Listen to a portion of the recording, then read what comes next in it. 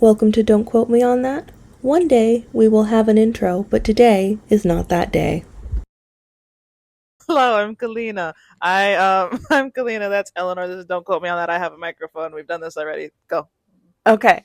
Hello, guys. We're back from the dead. Today we're back from the dead, and we are talking about an album that, to be completely honest, I didn't want to listen to, but it was Kalina's idea, and it was better than my idea. Listen, you know when FOMO.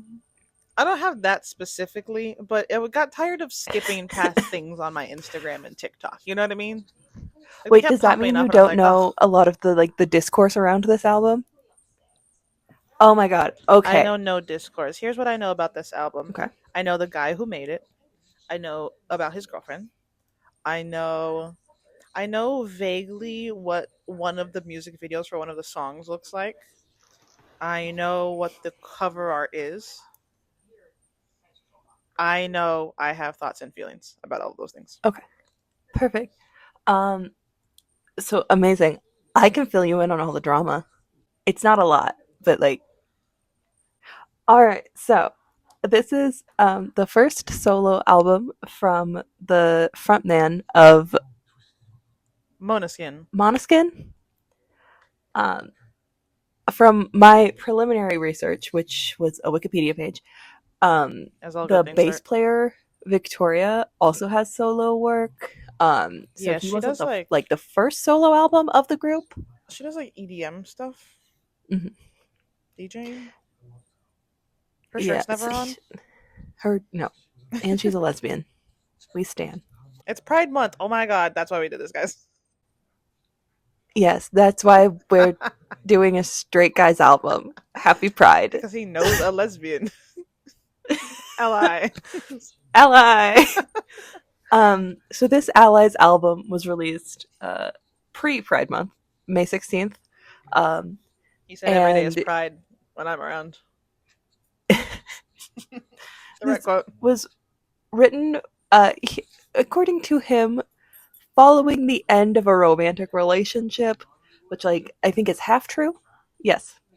Regard to romantic relationship, I had got a lot of Monoskin TikToks around the time of this. My understanding, he was dating a girl, long time, like before they, I think before they blew up, if not kind of around the same time ish.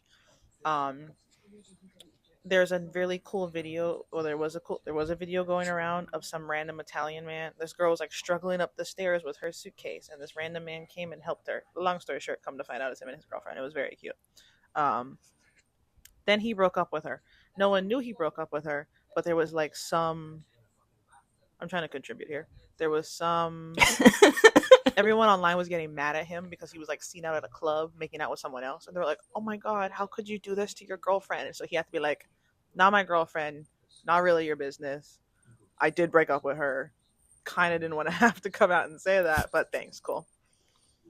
So I'm Yeah. assuming that's it because as far as I'm aware, again, don't follow him too closely, but as far as I'm aware, that was the only relationship he had between that and this one he's in now.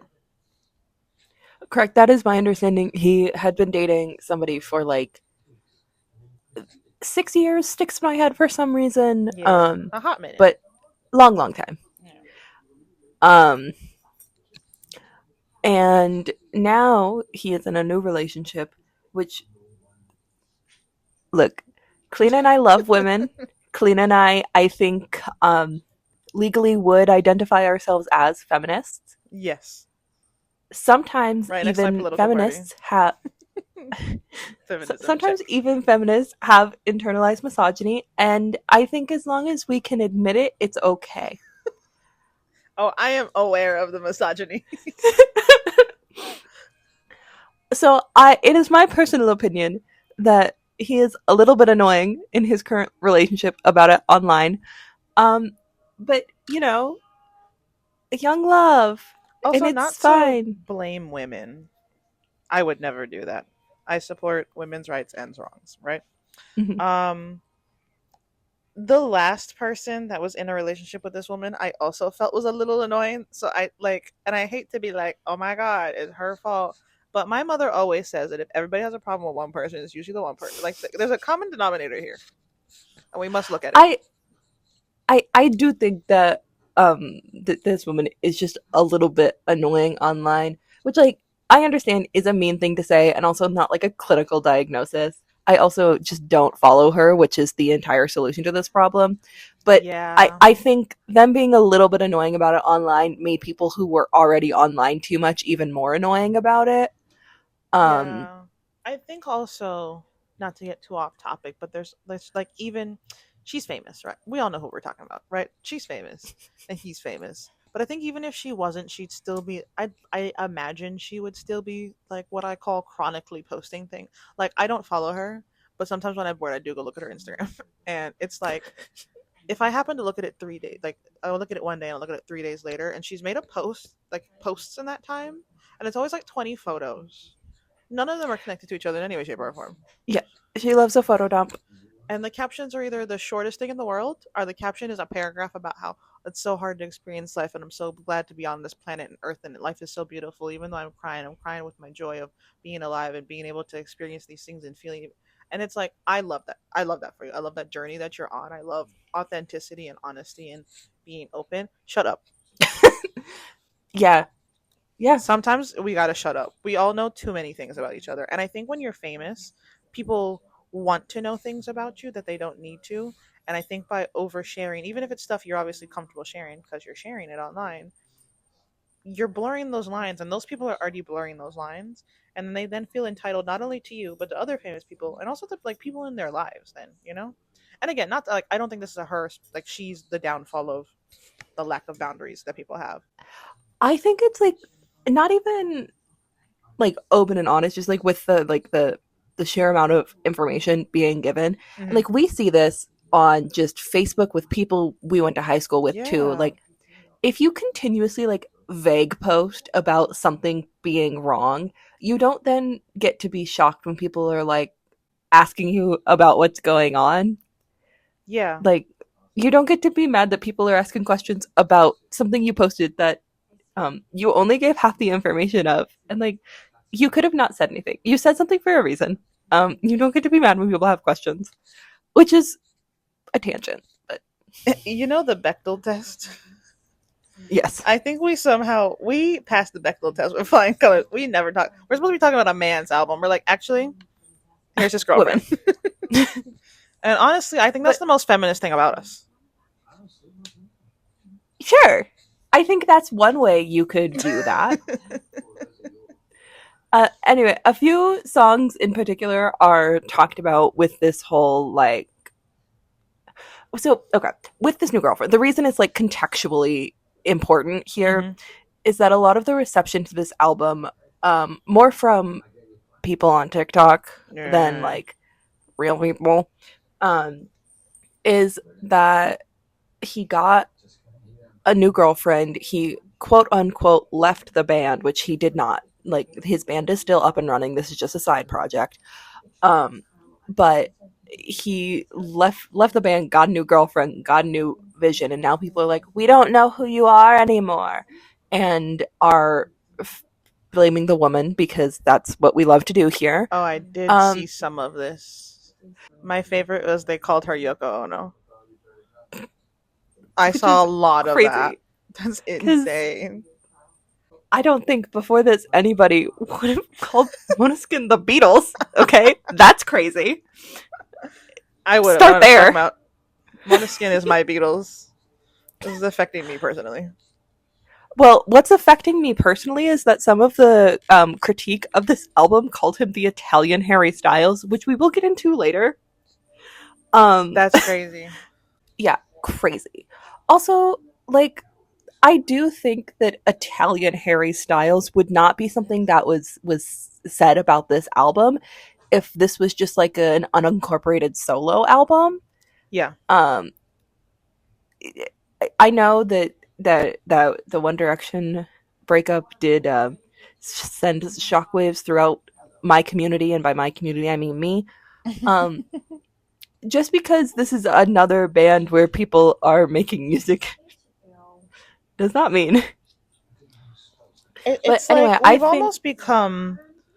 too, I don't want to say self-referential, but like too informed by the context of what exists. It's very like not every woman who writes a slightly clever song is Taylor Swift, Exactly. Yeah, yeah, yeah. you know?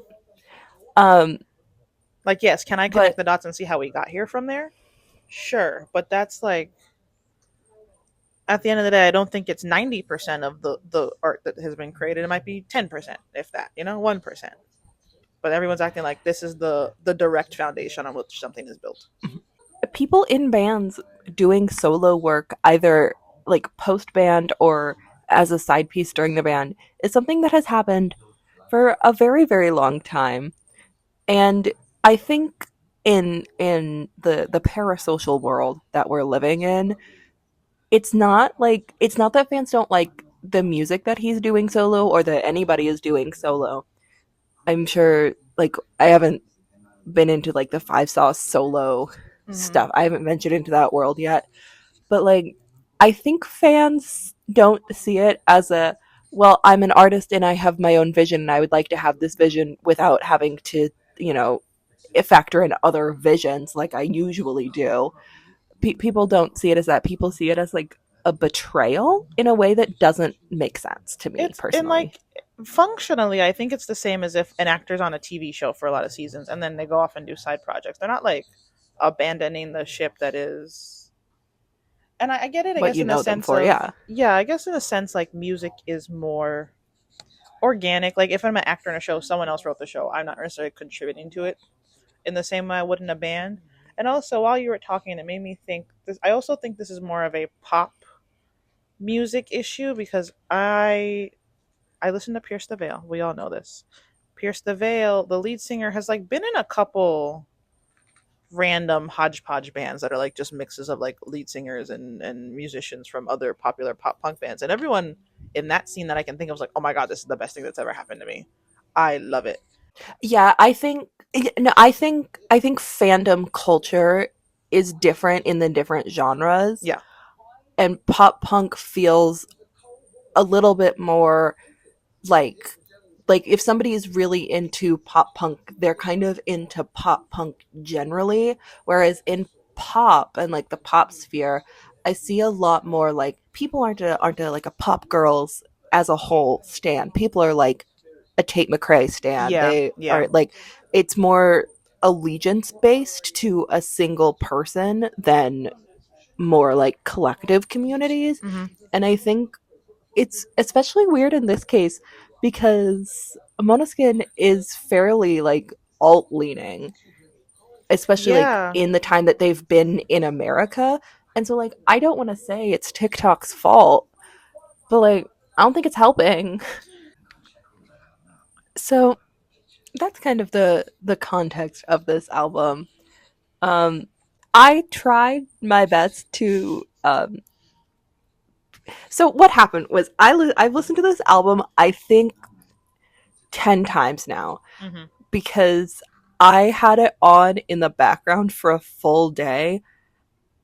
I could not have told you after that day anything about this album except for one very specific jump scare of this album that we'll get into later. Okay. Um, but I've listened to it a couple times and like I think let's just go song by song. I have notes. You Okay. want to just go song by So do song? I. Okay. Yes. Also, I was speaking to my coworker about our theory about. I was like, "Oh, I'm listening to this album. It's got 14 songs," and she unprompted was like, "That's too many." I was like, "I know that's too many. You need 10."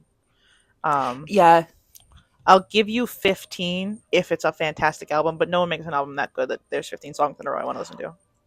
I'll give you like 15 if it's the deluxe. Don't give me a 15 track standard Yeah, album and then put out a deluxe. You yeah. need to be more discerning with your track list at that point. Sorry, Oh, Taylor I also Swift. have a thought about discerning. I did skim the Wikipedia page for this album, but also I don't know if we've said this right. The album's Funny Little Fears. Yeah, I don't think we said that. I'm so sorry, guys. It's actually I feel it's like it was obvious. funny little And fears that brings me to because my it first is note. I hate stylized. that. I hate it. It's I bad and hate it horrible and so terrible. much. So voices. That- Voices. I can go first. I don't have a lot of thoughts. Also, I do in fact have two notebooks. So it's 2 seconds. Now, did you fill an entire first notebook, or did you just like lose it halfway through No, your so notes and here's had what to get happens. another one? Brought the wrong laptop home, right? And I had to do my Mm, second listen. So I took notes on a mini legal pad that is over here somewhere. cute. This is my first sheet of listening. Okay. Voices. I Voices pissed me off because, and for only one reason, it reminded me of a song I have heard before, but I cannot for the life of me Thank figure you. out what song Thank it you. is. Thank you. Thank you. And look, this will come up again. That happened to me in a couple different Yeah. songs of here, but voices especially. Every single time I listen to this album, It it like and like I threw can't me even off for a little bit. it's like a pop song. I want to say it's like early It's like 2000s. Coldplay-y to me. I said Coldplay, kind of like an Andy Grammer, the one I don't know. It Yeah. was something. It's a male song, male pop Mm-hmm. song. I cannot for the life of me figure it out. And every time I listen to the song, it pisses me off for the first 30 seconds. Thank you. I Uh, do. Sorry, back to the funny little fear style, like the stylized. I feel like we're being spoon fed, which is a theme that comes up a few mm-hmm. times. Like I just it feels in like the album art. It's like a close up of his face. He's got fake tattoos on his face, which is crazy to me because he's covered in tattoos. Take a picture of a different part of his body, neck down. Anyway, The it just like it feels very like I'm solo now, not like representative of what the theme of the album is. It's very like this is I'm Damiano David and I'm stepping out on my own. It's like great, I know that because I'm listening to this album and I hear your voice. mhm. Yeah, it's I think it's a good opening song as like an opening song. Yeah, I did I agree with think it's that. a weird opening song for this album. When Um I my first listen through, I wrote down I think it's a good opener. I was like I'll wait and see if it's like reflective of the album. And I don't think so. However, I would rather listen to this than whichever one has been playing on the radio mhm. nonstop. um I pulled a quote from him. Well, this was either from the Genius page or one of the Wikipedia pages. But it's a quote attributed to Damiano. And he says that releasing this before the album feels like opening the last door, inviting everyone into my inner world without fear. And I don't know what song he thinks he was talking about when he said that, That's also but it. like, Like again, I have to skip past some stuff, but I obviously catch a couple seconds of it, and I'm like the way you're talking about. It's like how you feel sometimes when men are like, I love Fight Club because blah, blah, and it's like it's a good movie. I like that movie. Some points were made. It's not the second coming of groundbreaking. Christ. Yeah. This is this whole album kind of felt like when I spend hours agonizing over what to wear to an event, and then I wear a groundbreaking outfit of a black shirt and black jeans. Hmm. And like I will do this, and Kalina knows I will do this. I will wear a different black shirt and be like, this is the fanciest outfit I've ever put on in the entire world. And you And it's look like great and beautiful. it's still just a different black shirt. It's got longer sleeves than the one you usually wear. We kind Okay? of we plugged and played a little bit. We got to be honest about what we're like it's not a bad outfit, but like there is no wheel that I have This is not reinvented the by you're not picking a going to the different Met black Gala. shirt. Exactly. It did feel voices now it did feel very summer poppy. I think this should have been Yes. a single. Lyrically, I liked it. I just every time I enjoyed the song, I couldn't enjoy it for too long because I needed to know what Mhm. song it reminded me of. I agree. This feels very I'm writing a song of the summer. Yeah. I did like the I like when they had little touches. So I liked like the ambient like voices in the beginning. You know, I thought that was a nice Mhm. touch. But yeah, a lot of this felt like we were being spoon fed, or it was like, this is what I'm trying to write, Song of Summer. So this is what a Song of Summer should sound like, not like this is what I'm writing. I'm gonna pick this to be my sing, be the opener for my album or whatever. Also, on the Wikipedia page when I was skimming, I saw that after the breakup, he wrote 70 songs in like a short period. And I love everybody and everyone's so creative and wonderful. You cannot produce 70. good songs, and however short a time it said it was, let alone then pick out 14 of those and be like, yeah, And this is not even album worthy. good. I feel like a lot of this album, like there are 14 songs.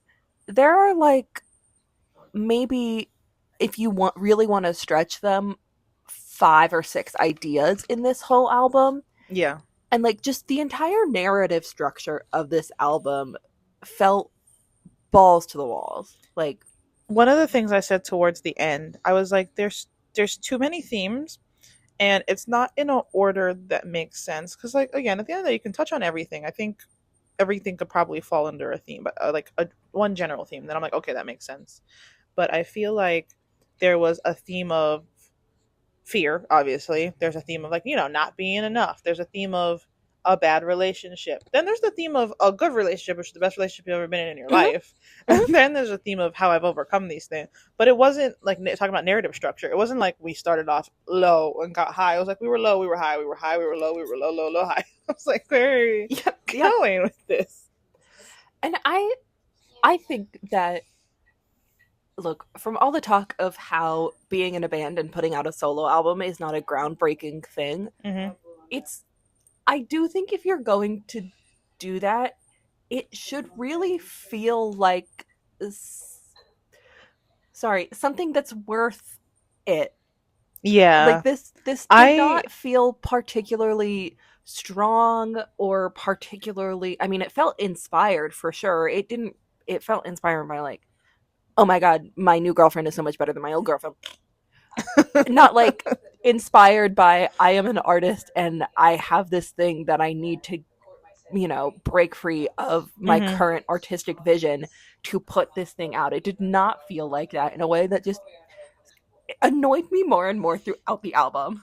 Also, I think the only solo stuff that we like purposely listened to from an artist in a band was when we listened to Luke Hemming's album a long time ago. And I only remember that because I like one. Did you not listen to that? Why are you making that face? I don't recall this at all. I only remember doing that because there was one song on there that I do have on my playlist. But it was like I think it's called like when facing the things we walk away from, something like that. Oh, yes. Right? When facing the things we turn away from. That's it. And I like listening to solo stuff of artists and bands because I think it's interesting if you can tell what pieces they Mhm. bring to the band. Luke Hemmings, I didn't love that album. Like I said, there's one song on there I do like, but I didn't like the album. It was like, yeah, right? Kind of like Okay, it was yeah. like it was like five sauce five, but the worst parts of that for me. Didn't like that album either. But it grew on me. And I could definitely see what part of the sound Luke Hemmings brought to 5 Seconds of Summer. I don't know where any of this is in a Måneskin album, Mhm. but like also my understanding is he does a lot of the songwriting. Yeah, so I know with Monica, he does a lot of the songwriting. In this, there's only one song that he isn't credited in the writing. I mean, there's no song that he wrote all by himself. Yeah, But he worked with like the same team for a lot of these songs.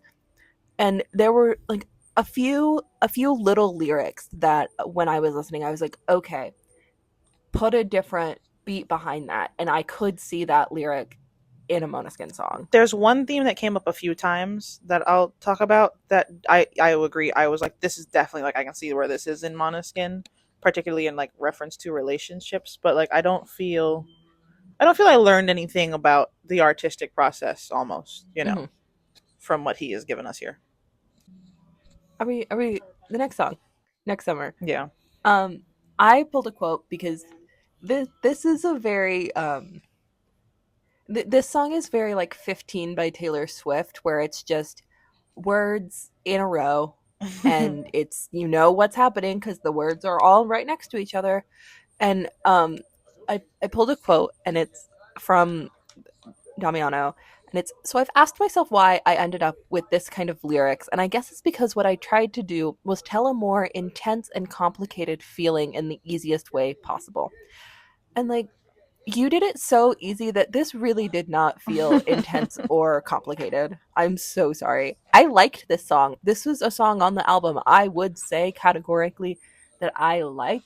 I think it's fun. I think he does encapsulate a feeling, but I think it feels sanitized in a way that is bizarre when compared to other songs on this album.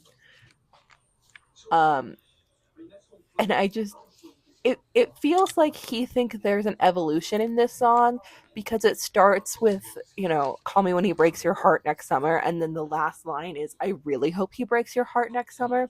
And it feels like he was trying to do like a Taylor Swift I can fix him, no really I can, where at the very end of that song she's like, whoa, maybe I can't, but like a bad version. Yeah, I think you live in my brain. First of all, I got whiplash between the first song and the second song. What happened? I hate this song. This Mhm, song, heard it on the radio too many times. But it felt very like, I'm trying to remember why I said you lived in my brain. You talk about sanitizing. To me, I felt like he was limiting his voice. And mhm. again, I was trying really hard to like take this on face value and not like, what did I hear from him in Monoskin? But I know he can, even on this album, but like I know he can, his voice can do more than what he was letting it do here. But the two things I did like in this song are, first thing, not necessarily liked, I feel like we could have done more with Call Me When He Breaks Your Heart next summer, kind of touching on the pop punky alternative. I feel like that in like a pop punky house band song would have been all over it. Would have eaten that up. Call Me When He Breaks Your Heart next summer, yes sir, right? Don't feel like we like pushed it to the limit here. But he says something about he says I think like I'll lick your tears. And that's a theme I Mhm. think you can tell he brings to Monoskin is like very much like like consuming your partner or like like not I don't want to say gross, but like there's like that pushing and like Visceral. blurring, yeah, blurring of boundaries when you are in a relationship. Agree. I I really don't want to talk about the next song. Okay, well I will go first. The next song is called Zombie Lady. And I said that if you're not going to top the zombie song, which is If I Were a Zombie, I'd Never Eat Your Brain, I Just Want Your Heart, and she talks about Edward and Bella from Twilight. If you're not going to top that song, you don't get to do a song about zombies. I'm so sorry. First of all, when this came on, I thought I was getting a Spotify ad for about 10 seconds. And then I remembered that I pay for Spotify, so that's not possible. A zombie lady is not romantic. If someone called me their zombie lady, I would never speak to that person again. Like, I don't know. And again, not. Well, I guess this is his fault because he picked zombie. It's not the fault of the zombies, but like in the lexicon of culture, and talking about being very Zombies aren't sexy. no, and like talking about being referential and like just like referring to too many things too soon and too much culture, whatever, whatever. Vampires always sexy. Vampires are the top of the list. Werewolves they can go either way. Generally, I'd say they're pretty sexy though. And there are other songs Sexier on than a this zombie. album where we can tell there are okay. So this album has two muses, one like negative muse and one positive muse. Mm-hmm. This song is about and features the positive muse, presumably. Okay. And the Presumably. other songs about the positive muse talk about like porcelain skin and big ol' eyeballs and like Have you ever that seen a gives zombie? vampire. You need to pick one, and also zombies aren't sexy. Additionally, one of my first notes for this song um is, I don't think you're gonna get this reference, but this is Tate McRae's I Know Love, just for a different font of annoying people. And I'm I'll right. take your word for it. One of mine bullet points for this song is I feel like a feature would have really worked on this. And then about two bullet points later, I went, I hate being correct. Why is your girlfriend here? I don't And also I'm like so not sorry. crediting her as a feature is deceptive, and that's actually why I hated it. If she had been listed as a feature, go off. But like I you knew just what everyone was gonna do and say.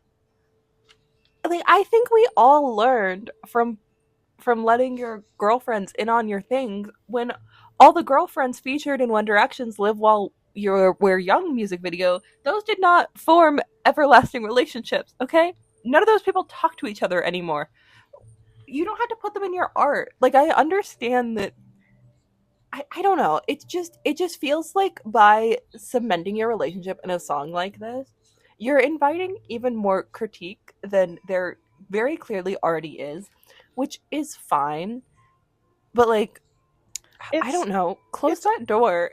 I It's not feel good. like, and I can't tell you what the line is, but I like things that are informed by the present without being obvious about it, which that'll come up in a later song. He makes some pop culture references where I'm like, brother, come on. But like I do want You to didn't be like the informed. the Corpse Bride reference in this song? Not even talking about that one. Crazy. Um gets worse. Um but like I want my art to be informed by the context in which it's made. Sure. I don't at the same time want to be reminded of the context in which it's made, if that makes sense. Like people say, I Mhm. see this a lot on Book Talk where they talk about, I'm not reading a book that's about the pandemic, which is crazy to me. I don't know what side of Book Talk you all are on. I've never come across a book that had the pandemic in it. So you all need to do better. But I would agree. I wouldn't want to read a book. Now, I might want to read a book that touches on those themes of isolation and fear, like that sort of thing. But no, I don't want to read a book about here's what it was like when we lived in COVID-19 hit the world. I was Mhm. there. I got it. So same thing in like music. But again, I'm not necessarily the one to tell you where that. I can't necessarily say this is where the line is. I just know when it works or it doesn't work for me.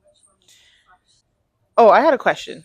That's not really that important. But do you think? Because like I'm listening to the song, and like obviously he's talking about how proud he is of this song and what it represents to him. Blah blah blah blah. But obviously artists also have favorite artists.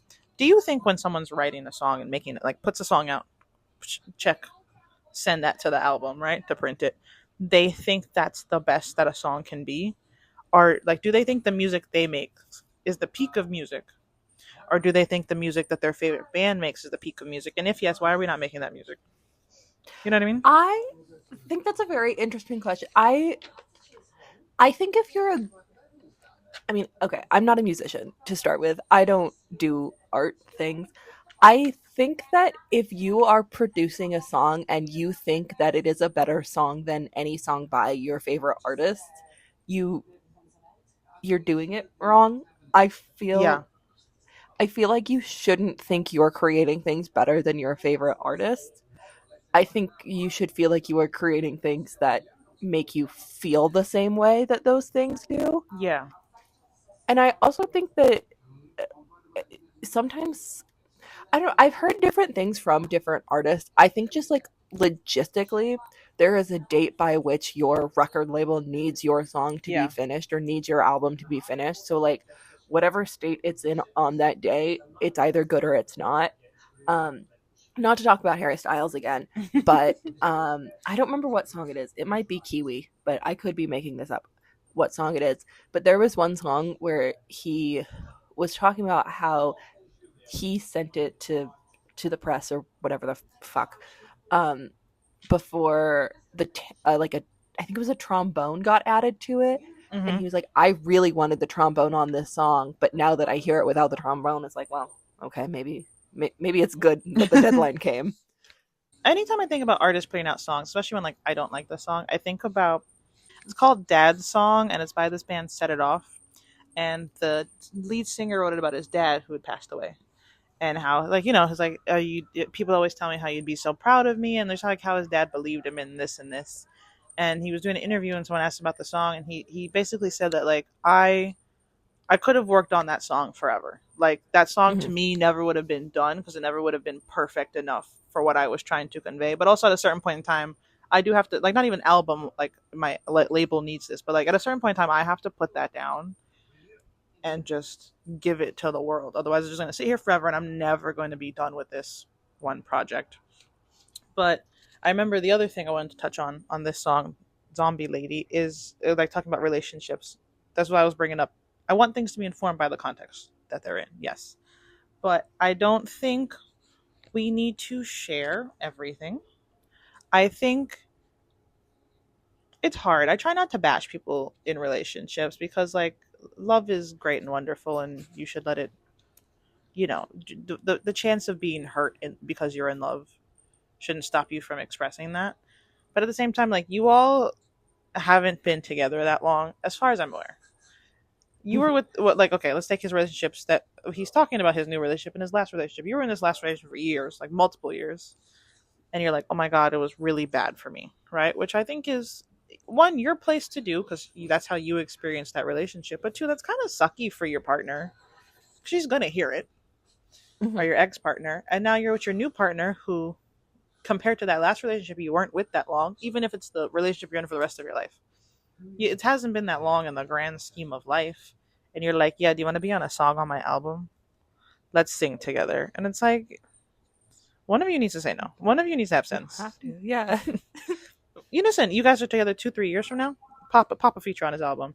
And I also think then it's better that, like, if it's a feature where I didn't tell you it was a feature, but because it's so new and so controversial, and again, that's not through any fault of their own, you purposely not put, like, you not mentioning her on the song is intentional and not in a way that I love. Yeah, this just some of these songs sounded straight up just mean about his previous relationship Mm-hmm. in a way that like overcorrected the references to the new relationship.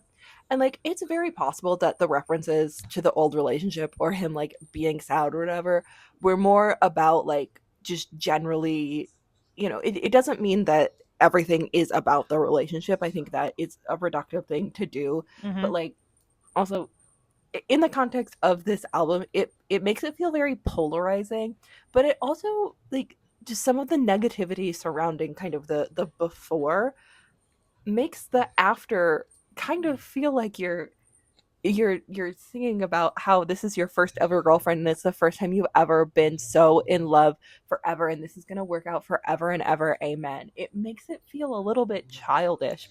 It also almost feels like the stuff you say this to your new girlfriend, but you don't turn around to your ex girlfriend. Like, there's a later song, but basically the gist of it is like, yeah, you were fun for a little while. This is the woman I'm gonna marry for and be with forever. Now, you say that to your new girlfriend, but it feels like you're also turn around to your ex girlfriend and be like, you sucked, Yeah, and you don't do that in real life. and if you do it, it's Get like help. clearly yeah. Anyway, next song.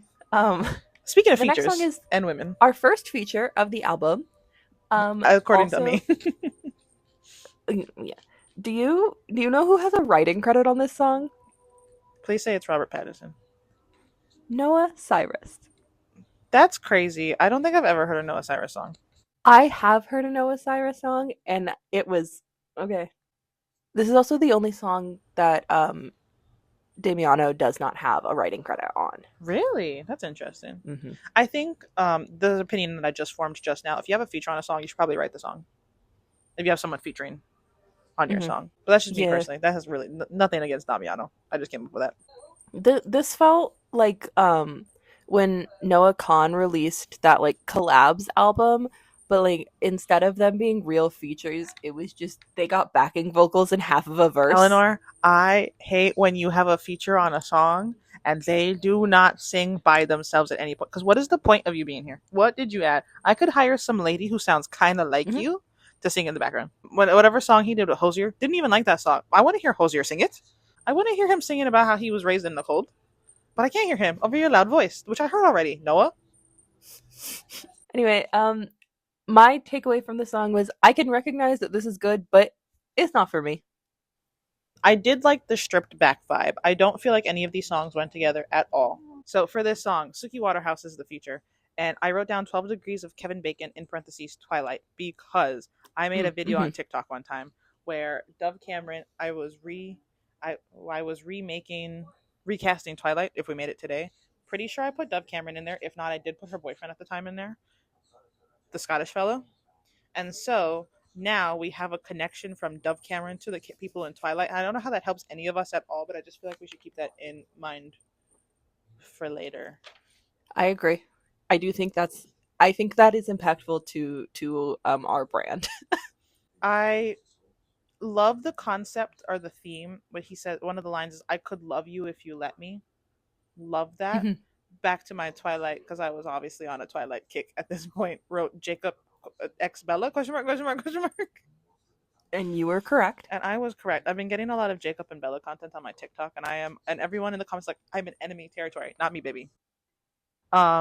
I just it felt like a big departure from the first three songs, and not necessarily in like a great way. I would say I think I liked it better than the first three. Voices was pretty solid, but I would say I liked it better, but it wasn't good. I didn't like it as much, but I agree it wasn't good. Um, just as an up top, the next four songs, I have, I have made a note that says, okay, this is just the songs in the row part of the album. Um, Really? I, I, can I just like rapid fire my Yeah, yeah. notes for the next four? Okay. Um, Sick of Myself. Another song that sounded like another song. I couldn't figure out which one. Didn't like it. Um, Angel. I get the Harry Styles allegations. Tango. Don't start scatting in the middle of an album. Don't do that to me. Please don't do that to me. The first time I listened to this song was when I was driving. It started scatting. That's when I changed albums. I was like, I can't handle this on my drive to work. This Target will music. impact my Target morning. commercial music. Um, Born with a Broken Heart felt like Panic at the Disco, but bad.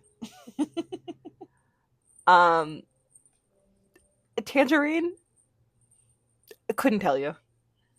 Uh, what's oh, and then Mars felt a little monoskinny to me. I love how But you said four also, songs and you're on song number six. But yeah, also same. why are we don't quote don't reference Friends in a song That's what I was in talking about May earlier. 16th, 2025. Okay, And first don't of do it all, like let that. it go. Second of all, even Adam, Ross, and Rachel don't. They're not the same. They're not even both love stories. Okay, shut up. Okay. The final four I do actually have like real stuff to talk about, but that middle part, I whatever you have to say about the middle part, go crazy. That's all I have. This It middle got part rough for was me. highs and lows for me. Sick of myself, I said the vibe is not emo enough for any of these song titles that you have going Hmm. on. It was giving like happy sounds, sad lyrics, but there wasn't enough like difference in between the lyrics and the sound to me. Like I feel like that's what he was going for. We didn't achieve. It was giving like it was just forgettable while I was listening to it. You know? Hmm. I did kind of touch on back to like the Monoskin influence. He says like one dose of you and something about like the way I was just gritting my teeth, which to me kind of touched on like wanting your partner being something you can't live without, which I think is something they bring up a lot. And sonically, I thought it went well with the bruise. I just again, if you ask me, like these are my notes. I don't remember what that song sounds like at all right now. Angel, I unfortunately really, really loved Angel. I said, hello, Damiano! Exclamation point. Okay. Where was this before? I would have listened to a whole album like this. Was it fantastic? No, I do think it's probably my favorite on the album. Just because it's like, it's a very clear, different sound. It's jazzy, it's kind of R&B-esque, which I think his voice, I also don't think his voice suits the type of music he's trying to make in this album, but it suits this song. On Forgettable, while listening to it, I had to check the lyrics for Angel. I did like this song. You're right. I Yeah. agree with you on this one. I like the he did at one point in the song he goes birds singing out of key, follow it with a like a wolf whistle. I thought that was a cute little add in. I think this should have been a single. I think this what the whole album should have sounded like. Hmm. Again, not like if this was like the genre of music he was making, I'd be like, yeah, this could be stronger. But I think it like showcased all like his lyricism and his vocals and like everything Hmm. the best. So I liked Angel. Tango, this is where I was kind of like, is he making references to like other pulp culture things on purpose? Which now that we've spoken more, I'd say yes, because he says something about a tiny dancer in Tango. Early in another song, a couple songs previous, I didn't write it down, but he said something about like Monday I was blue and Tuesday I was this and Wednesday I was this. And there's a song called Wednesday's Child. It's like Wednesday child is full of sorrow. Thursday's child is which comes off of some like nursery rhyme about what day you're born. He in Tango, I wrote down on my second listen through that he's giving the vibe of boyfriend who thinks he's giving golden retriever energy. Oh, That's the vibe I get from this song, right? Like he's snapping, he's skipping down the street. I also don't. This is just a pet peeve. I don't like how the song is called Tango, but you keep calling her your little ballerina. Those two don't go together thank you. I at agree.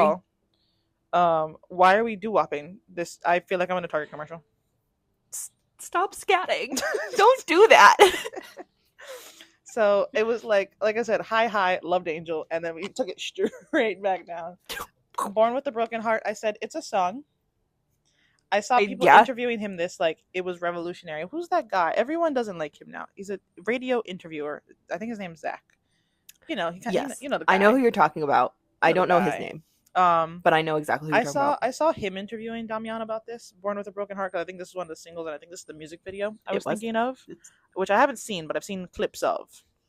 And he was like, "Do you really feel like you were born with a broken heart?" And Damiano's like, "Yeah." And I was like, he was interviewing him like this was like a revolutionary piece of work. And I'm like, everyone's like, your heart's a little sad all the time. And I said, this song did not need to be 3.5 minutes long.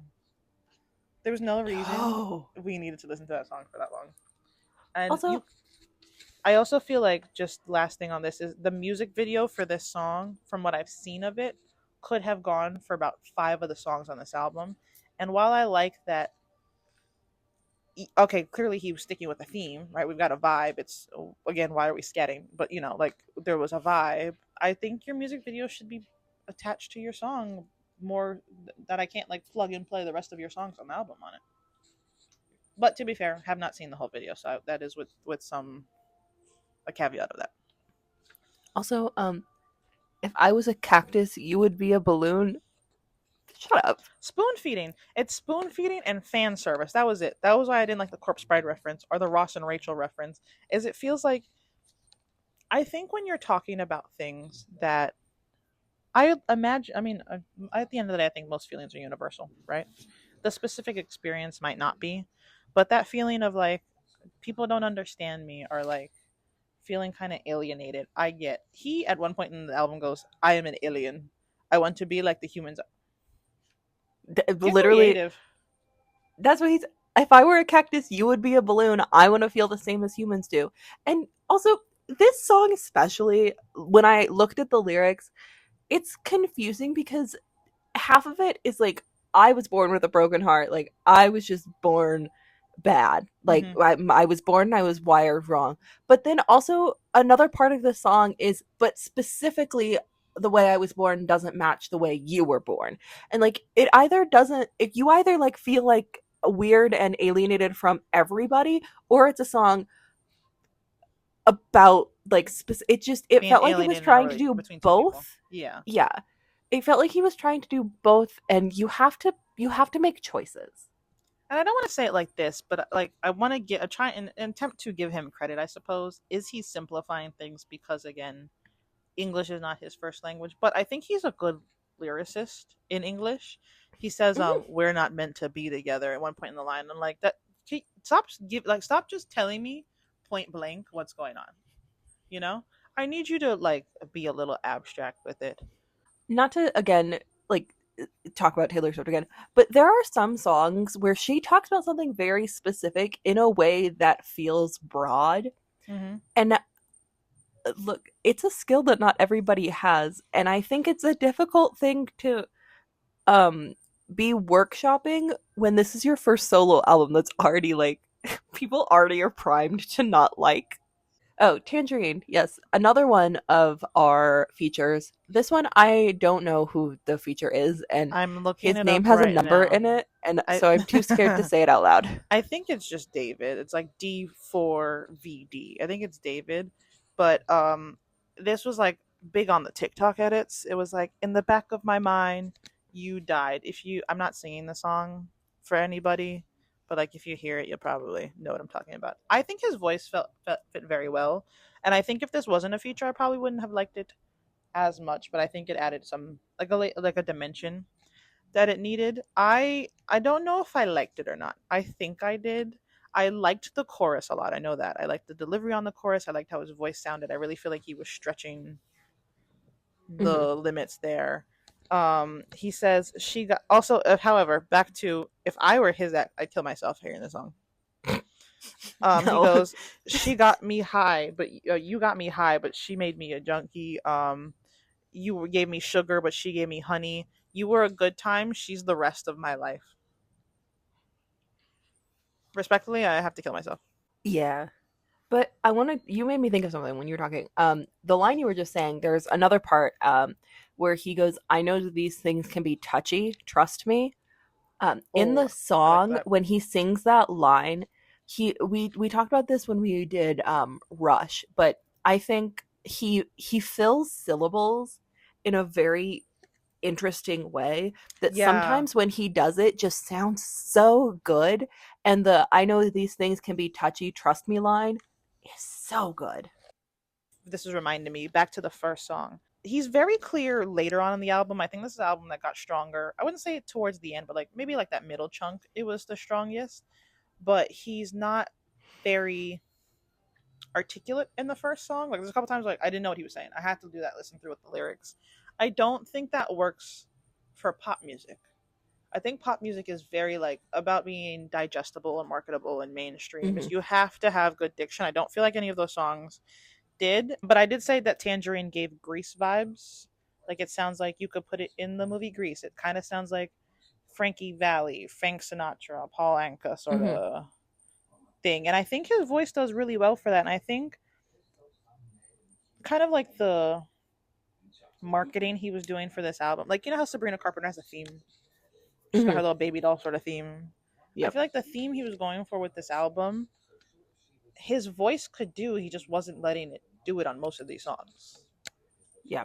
And like do it with a modern twist or with an alternative twist. Because also, and like this is not necessary, but the way he looks, I'm so sorry you cannot be making doo wop music. You used to stand on stage and wear combat boots and skirts Yeah, it's and see, I eyeliner. struggle because I've seen like similar discourse on TikTok. I kind of struggle with it because I think kind of both of the aesthetics that I've seen, and I don't follow him closely, but like both of them feel just vintage in a different way. Like the combat boots and skirts kind of feels like the start of punk kind of Yeah, callback, we're given whereas Sex Pistols. this is like pastel rich 60s, so like they both feel vintage similarly to me, so like I don't necessarily understand the like they're very different from each other, but Hmm. also they're both kind of older Committed aesthetics to that he's that. Yeah. reviving, and I think he's committing in the same way, so like I don't mind it. My only complaint, I think, is, and again, I love the Sabrina. Someone was showing a video like Sabrina Carpenter right around Espresso versus now, and like I love a commitment to a theme. I like when we change our theme to go with our album. I think that's really cute. I just think it doesn't work for him, in my opinion, because the things he can change aren't what gives him the vibe. He's covered in tattoos. He has a nose ring. He used to Mm-hmm. have shaved, bleached blonde hair. Okay, Do it and again. wear eyeliner and make out with his bandmates, two of whom are men. And now you're giving me conservative 50s Old money. old money JFK. He went from like young blood to JFK. What are we doing? And again, I just personally don't think his voice suits that. I think I know I've as we've done these album reviews, I know for just myself as a person, I don't like light, airy, falsetto-y, whatever the higher range of a male's voice is. I don't care for that. Um, it's nice when you can do it, but do it like a Patrick Stump. You know, do it sometimes. Use it properly. Mm-hmm. Use it sparingly. Yeah. Patrick Stump has a very powerful voice. He uses it. It fills a room. It fills the space when you're listening to it. I feel like there was maybe two songs on here where I felt like, oh, about. I think it's smart in the sense of like creating your own solo identity. Yeah. I just feel like the way it went about, and like I the problem is that most of it from like what I see, most of it isn't that he's doing it. It's all of the like people who won't shut up about it I that figured are out what it making it is. worse. Yes, but to me it also feels like it's not, it doesn't to me feel like, oh, this is the natural direction in which this took and my style went, but more like I really need to separate and make a big Mm. step. It felt more like the intention was separating and like, yeah, okay, it's a little inspired, it is a little bit what I like, but like wanting to make a big divide, which I get you want to separate, but I think like in the same way there's no shame in like wanting to branch out from what you're doing, there's also no shame in saying, yeah, I am informed by that, because I think like i would judge I would judge this album more harshly than, I don't know, if you put out an album right now because you've never like made a work of art before, or like a produced something. Monoskin has. Yeah, and I think just by virtue of this being a solo album from somebody who's still actively in a band, Mm-hmm. um, like well, maybe not we. I thought about this a lot with One Direction, where like when you do your first solo thing, whether it is like you're like going to return to the quote unquote return to the band or not, Mm-hmm. like the people who are going to listen to that album know what you do. They don't know what you do solo. They already are primed to expect a certain thing. Mm-hmm. And like it, it's not that you have to be, you know, untrue to yourself musically and artistically, but like you can't be like entirely different in a way that feels completely divorced from what you did, because you're not going to get new fans like right off the bat. The majority of people who will listen to this already know you from something. Yeah, I think I said fan service earlier, and I don't want fan service in the sense that I'm a fan of Monoskin. You are like directly appealing to me and me only. But also, I don't need you to. You shouldn't be fan servicing the people that like have never listened to you before and you're trying to get up. You gotta find the. This album, and not to speak ill of the dead, this album at some point felt like the line in Liam Payne's Strip That Down where he said, used to be in 1D, now I'm out free. And everybody was like, dude, what do you mean? This is Actually, your first single out of One Direction. You can't go, fuck you guys. this is the perfect Come on. transition, because the next song is Mars, and the first line is "Rock and roll has died again." And it's like I saw a lot of service, a lot of discourse around Yoko Ono and around this, which is when they won Eurovision, they were like, "Rock and roll is not dead," and now everyone's asking him, "Is rock and roll dead?" Because I don't know what album you made here, but it wasn't a rock and roll album, which is fine. That's your prerogative. You're allowed to do that. But like kind of like the not mentioning that Dove Cameron is a feature on your album. It's intentional. You know what you're doing, and it's almost like you're like, haha, I got one over on you. And it's like, no, do you want us to listen to this song or not? Well, you got one over on the people who have supported you this far. Like, and I felt like the album was getting stronger, but this whole like the whole of Mars, I was waiting for like the shoe or the bass or something to drop. Something heavy needed to come in here, and like everybody's going to Mars just felt lazy. Why is this song 5 minutes long? Oh, you know what it felt like, which is interesting when you said earlier that there's all but one song he's credited on. Is it felt like he wrote these songs for another artist. Like it didn't feel like they were written for him. It felt like a big album of that. These don't feel personal in a way that feels like he knows that they don't feel personal, so he's going to add a little bit to make them feel personal, but whatever he added just made them feel worth. It feels like there's a big wall between him and what these songs could be, because there are a lot of bones here that could be super good. Yeah. And like some parts of it where it's like, hell yeah. And it's like, just put put your full Italian stallion into it, buddy. And like I think that's also why some of the like you were a good time, she's the rest of my life didn't work, because it's kind of like, not to discredit their relationships in general, but like it's stuff you should say to your girlfriend when your girlfriend's like that, the argument that was going around, like if your girlfriend asks you, could she be on the cover of Vogue, she's not really asking you, can she be on she's asking you, Mhm. do you think she's beautiful? and you say Yeah. yes. Doesn't matter who your girlfriend is. You say yes. You give the same answer, right? Would you love me if I'm a worm? Yeah, babe. So like those are the like so you're the rest of my life. Like she's the rest of my life. That's something you say to your girlfriend. That's what you say. Anyone's gonna say to their girlfriend. Yes, I want to be with you forever, and I love you, and you're wonderful. Blah blah blah blah. Thank you. But it didn't feel like yes. But it didn't feel like this is a conversation that he is having with his specific partner. Yes, You just kind of made my brain think of something. Um, I do that often. I feel like this also is tricky because there's a lot of this where he's like, well, this is who I used to be when I was in this relationship. And I think fans might be either intentionally or not like conflating it with who I used to be in this relationship with who I used to be in Monoskin. And so this Yeah, whole I'm new now and better than ever, like even though yeah, it feels like in this album is about this relationship, I feel like it could also contribute to a bad taste that might already be in somebody's mouth.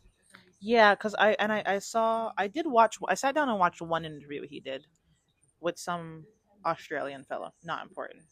I was like, I had it on at work. But one of the things he was like, is Monoskin. I saw him do an interview. I could be wrong about where I saw him do an interview, right?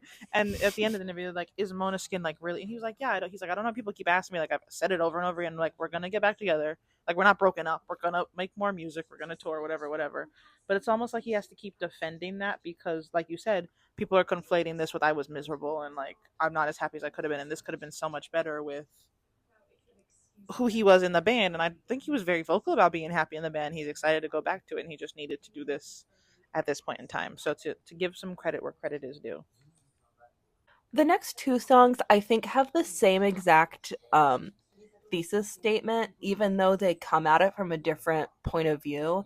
And the first time, which is one of the singles that was released after the album, this is the one that TikTok specifically, or at least that I've seen, this is the one I've seen all the discourse about because there is a line where he says, a kiss, a touch, a song that made me cry.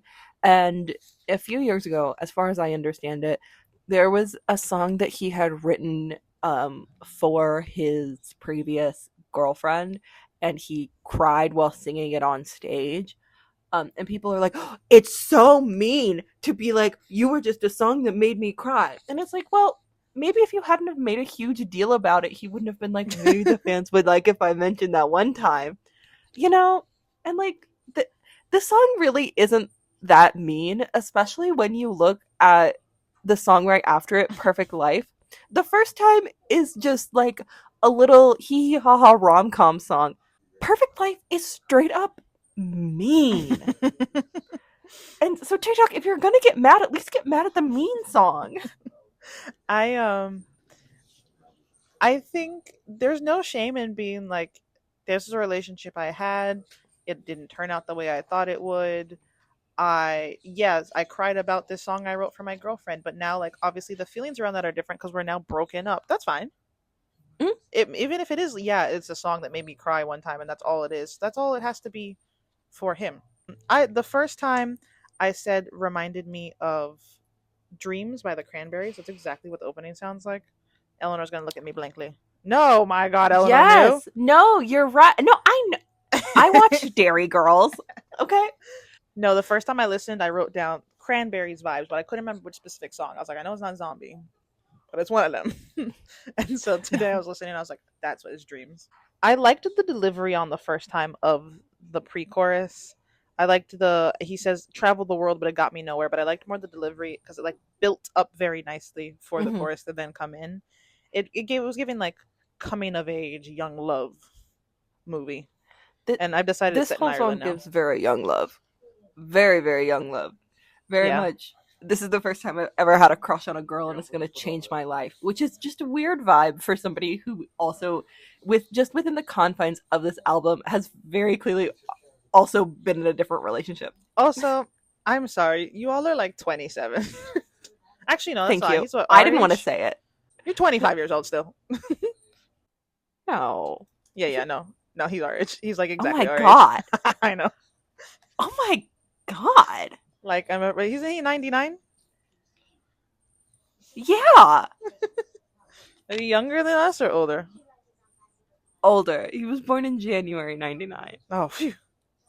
But yeah, he's our age. Dude, But like, also, you're 25. I'm sorry, you don't get to have young love. in my head, he was like in his 30s. So now this song is a little bit less embarrassing than I thought, but it's still a little embarrassing. Wait, I'm so sorry. This is making it worse. So, well, okay, now it makes more sense because what if he dated the other girl for even even 6 years? They got together when he was like a teenager. Yeah. Okay. He's like, All you right. suck, TikTok, by the you way. need to settle down. Okay.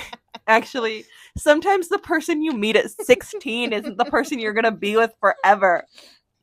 But also, stop being cringy about the new relationship. Oh my God, that's worse. Ugh. Which actually, now that you frame it that way, though, he's a teenager when he's in this last relationship. It kind of makes sense that like the feelings he's discussing are very like, I want to say like Teenage. black and white, like two extremes. But Hmm. at the same time, you're 25 now. However, I did think the first time had three really good lines back to back. He says, "Heaven dropped a line. Before you, I was just a flare in the sky. Before you, I was nothing, had nothing." I just like the delivery on that one. Hmm. And he goes, I agree. "Never got me higher," which kind of reminded me of Tangerine. So I did like connecting that way. I did like how it got quiet at the beginning of the third chorus, and then he did bring up crashing my car. So it got some brownie points from It's me a for win that. for Kalina. You ready to go to the next song? Perfect life. Oh, perfect life. Perfect life. Mean. One of the lines is, "Did you waste your time, or did I just give you all of my brother?"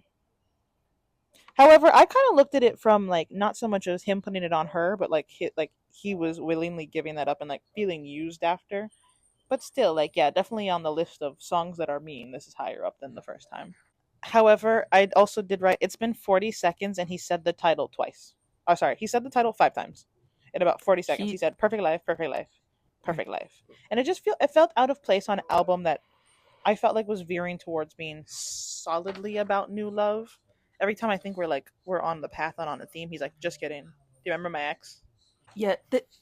My main takeaway from Perfect Life is that this song felt mean in a way that just impacted the rest of the album. I'm glad this was a later in the album song because if Yeah, it was up top, I think I would have disliked this a lot more. yeah. However, I will say between the first listen and the second listen, it grew on me a little bit. I think looking at the lyrics helped because even if I didn't agree with, I don't know, the delivery from the point of view of his ex, who I am not, I liked the lines. He says, "All the broken pieces you called your perfect life." And then he goes, "I used to be a part of it." Kind of like, I feel like he's stepping back and like, oh, I did used to be in this thing. Again, I guess talking about like teenage love is like, I thought was wonderful and perfect and great. And now, with some hindsight, not so wonderful. Next song up there should have been a single. Oh my God, so good. It it it was. This was the debut single. Oh, great. Silver Lines, produced by Labyrinth. The first thing I wrote down is Labyrinth should have produced this entire The album. whole thing. Yeah. The sound of this. Also, like, imagine Labyrinth producing Angel, because I already like the sound of Angel. Hmm. Also, on the second listen through, Damiano David kind of sounds like Labyrinth. Their voices, I think, exist in a A little similar bit. space in a good way. I like Labyrinth. Um, this is the best he sounded vocally. Silver lines equals silver linings. I don't know if that was like intentional, if that's just how he processes silver linings. I think we should have thrown another chorus in here. I think there's a song on here. I don't remember which one. I said, I don't know why this is 5 minutes. There's another song. I don't know why it's 3 minutes long. This song could have been longer. Give the time to this one. Yeah. I also pulled a quote about this song that said, he said, "Yes, this is the first song because this was released like September of last year. So Really? way, way before the I think I album." found But out he was making an album like in April, maybe. he says, "Yes, this is the first song, but emotionally it's the last one. It's the end of the journey," which I think makes sense. I think this was very well placed throughout the album. Um, I think the other songs were poorly placed, but if the other songs were placed better, this would have been in a great spot. I would like to know how this was the final song if you put a song after this and the song after it was bad. Oh yeah, my only note for the next song is we should have ended with Silver Lines. Solitude is just a Back song to that a man wrote. back to the titles being entirely too emo for whatever he's actually doing. It's solitude. Open parenthesis. No one understands me. Close parenthesis. Shut up. Shut up. What I gathered from the song is he's not a flat earther, so a win is a win. I think Silver Lines should have been the last song. No one understands me, but I do. Okay. I do. There's too many vibes in the song. There's too many vibes on this album. I don't like how that entire like it sounded like he was trying to deliver spoken word, This felt like button poetry. especially Felt coming off of Silver bad. Lines where he's singing and then he's Mm-hmm. like, "I'm afraid of Not, flying." I'm not a. Also, there's one part of this song that I just need to read to you. Okay? Let me where is it? Oh, here we go. I've got a funny little fear of driving. It's not the notion I might crash in a head on collision. It's that sometimes I worry somebody's gonna need a superhero and I'll fail the mission. What? Who put you in charge? And like Is there a Damiano signal? the start of this, I've got a funny fear of flying. You know who's scared of flying? A lot of people. And also, nobody's scared of flying because they might learn that flat earthers are right. Okay? Listen, a win is a win. Okay, he's not a flat earther. We got to take it. No. That was the only. We That was the first thing I gathered from this song. I don't know. I don't have any more thoughts. I don't think that are like productive or not something we've said already. No, I have two questions to close unless you have final thoughts you would like to No, input. but I want to hear what your top three are. But you can do your questions first. Oh, perfect. That was my first question. Okay, perfect. I would have to say Silver Lines, Angel, and probably Tangerine. Okay. Um I don't have a top 3 because um I You that's want to do just the too hard bottom for me. 11? My top 2, I think Voices and Next Summer. Um Part of it is because every time I restarted this album from the top, I was like, "Oh, okay, some of these songs are good." And then you got two songs and you're like, oh, Yeah. Um my other question was if you could, well, not if you could, you're going to have to. Um this album out of 5. out of five. I want to be nice and give it a three. I think I'm going to give it a two, though. I don't think the three songs I liked carried it enough to a three. Yeah, this is the 2. I think I mean, this is an impossible thing to say cuz there's no way to test this. I think if I didn't know the Monoskin stuff, this album could be a 3. Yeah. If I didn't, if I was like you and I skipped all the TikToks I saw, which I think maybe I should just not watch TikToks anymore. I think if I didn't know as much, this could be in 3 territory, but I I very don't think it ever solid float to putting a this four as or a five. 2. Yeah. It's Yeah. a three at best. It's a middle ground Yeah. album at best. No. And I felt crazy. And I know Um part of the job of, like, sorry, a brief tangent. I know part of the job of interviewers and like people who you go out and you promote your album is to kind of hype it up, but like everyone was doing, like, not even, no one was like even getting creative with it. They were all like, this is a great album that I've heard and you've touched on a lot of things that people feel and it's just awesome. And it's like, it wasn't no, I didn't. that good. I have a funny little fear that you'll make me listen to another one of his albums if he does this again. I don't think I subject either of us to that. Beautiful. All right. With That that, I or would I like will to. live stream it. I'm gonna sit in a car with you and play it and just live stream your reaction. But All right. yes, with that said, sorry, Monoskin, put out some new music, Yeah, let's go. Let's please. go. Rush Deluxe, amazing, top tier album. Oh, but also stop So calling Dove Cameron Yoko Ono. Are you all crazy? yeah, leave her alone. Get off I the internet. I know we get complained about her, but like for good valid reasons. my screen sharing didn't work, so Kalina could not see the presentation that I made about this because my brain can only like process information in PowerPoints. My little section touching on the like real life context of this album is just called Touch Graph because you guys need to do that. And Kalina and I are going to log off to allow you guys time to go touch Touch grass. grass. Um, Thank you for listening. That's been We'll be Eleanor. back. I'm Kalina. I've been Kalina, I I'm think. tired. I'm tired too. Goodbye. Thank you, and good night. Thanks for listening. Don't quote me on that. One day we'll have an outro, but it's not today.